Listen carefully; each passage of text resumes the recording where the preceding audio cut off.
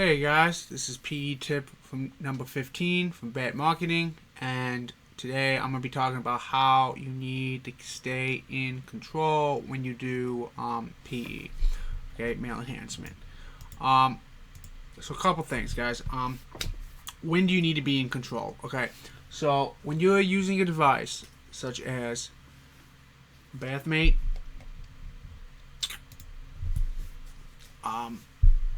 cock ring,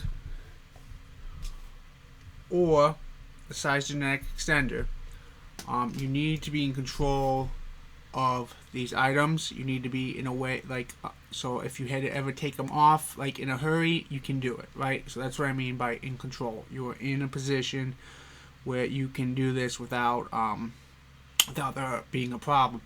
Now the reason this is important is because of circulation. Okay, blood flows to the penis, it clears out dead cells or toxins, takes it out. Okay, that's what your body does. The blood filters through your body, cleansing it. And sometimes these devices can put restriction on the circulation. So you want to make sure that the circulation isn't cut off if something's too tight or you did something too extreme, and you want to be able to remove the device so blood flow can be restored. Okay, this is why they say don't fall asleep with the size genetic on, because if you get an erection and the band is too tight, it'll kill circulation. This is why they tell you don't wear a cock ring more than 30 minutes, because it is cutting off circulation. This is why they're telling you to use the Bathmate, because again, circulation. Okay, you want the blood to flow in and out. Like I said, you can restrict circulation for a small period of time, but overall, it's not advised.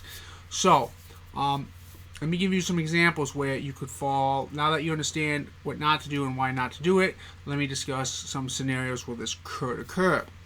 Let's use the size genetic. You have it on and you're laying in bed and you fall asleep, right?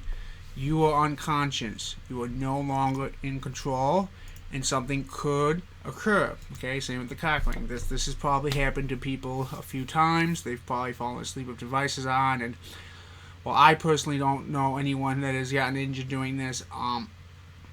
I'm sure it's gone both ways, where there was no injury and there was an injury. So either way, it is not advised. It's very dangerous, okay? So don't be laying in bed kind of like, dozing off with the device on. When I have the devices on, I'm always sitting down or standing up, okay? I'm not in a position where I'm going to fall asleep. To the second point, don't be drunk while you do these devices, okay? You do not want to be, again, you get drunk, you get dozy, you lay down, or if I was drunk, I could probably fall asleep in a chair, right? Don't be intoxicated, because again, you don't want to have these devices get out of hand. Like, if you have something on too tight or the restrictions too much, it will hurt. Like there will be no doubt, guys. You'll be like, oh man, this hurts. I gotta take it off, right? But if you're unconscious, you might not get that signal. You might just sleep through the pain. So on top of being drunk, don't be high on crack cocaine or crystal meth, okay, or any other hard drug, okay, guys. And I'm not, what you do in your personal life is none of my concern. I don't care about it. I'm not here to lecture. I'm just saying, when you're using these devices, you should not be intoxicated on alcohol or any other sort of drug that could alter your mood and have you fall asleep on, okay? But let's get into some more, maybe even a little bit more practical reasons. Like, let's say you're not getting drunk or you're not falling asleep. Don't be in a position like you're in a business meeting and you have the device on, it's that in a business meeting, obviously, probably either a cock ring or a size genetic. Chances are Bathmate's not going to apply to that. But don't be in a position where you're driving on the highway, or you're in a meeting, or you're with a bunch of people where you can't leave and suddenly something hurts, or you can't monitor yourself, okay? Don't put yourself in that position to begin with, okay? Now, this is not to say you can't wear the size genetic or one of these devices, like the size, we use the size genetics. It's not like you can't wear this at work. There are people that, like, they have a sit at desk all day job that do this.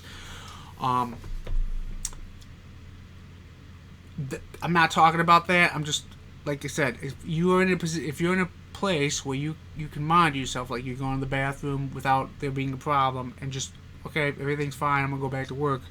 That's one thing. But if you're like in a meeting and you can't get out of the meeting and something's not right, you don't want to be in that position. Okay. The last thing I want to say, and now this has never happened to me, okay, but I've made this a rule for myself that if it ever did happen to me, I'd have no problem saying this. If for some reason you end up in the hospital with the device on, and I don't mean the device caused you to go to the hospital. That's what I'm saying. Like, let's just say you're driving and you have the device on, you're driving and you get in a car accident, okay, and the ambulance comes and you're kind of unconscious and you wake up. Tell them you have the device on, because they're going to find it anyways, so don't worry about the embarrassment. They're already going to find it, because they're going to probably strip you down to make sure there's no critical injury anywhere. So you might as well come clean and be like, yeah, I got a device on my groin area. Let me take it off. Or they have them, because they're going to find it anyways, and you don't want to be like unconscious and not in control. Okay, now that last example is extreme, and that's like a 1 in probably a billion chance that would ever happen, but just don't, like I said, the point of this is you want to stay in control. You don't want to put yourself in a position where you would lose control and something bad would happen, okay? That's the point I'm trying to make. Make sure you stay in control when you're doing these, using these devices, okay? Like I said, they're not dangerous. They're not dangerous devices as long as you follow the directions, so you follow the manuals, and you don't put yourself in a state or position where you would not be able to get them off if something did occur. Okay, so that's just the message I want to give you guys today. And it might seem self-evident, guys, but I guarantee you somebody out there has been in a position where, well, nothing happened, they weren't in control, right? I've seen a couple times on the forums people saying they fell asleep with the devices on, and thankfully nothing has ever bad had come of it. But you could just see how easily you get lapsadaisical if you do it day after day after day after day after day. You don't even think about it. Like I said, it just needs to be on your mind. So that's the message I have for you today, guys. Now, if you're interested in any of these devices, I got links, affiliated links down in the description below. Check them out. And we will be, well, if you have any questions, leave them in the comments, guys. I do answer questions. Yesterday's video was a question someone left in the comments, and I answered it. Or just like and subscribe if this is the type of stuff you want to talk about. Anyways, I will see you guys on the next tip. Out.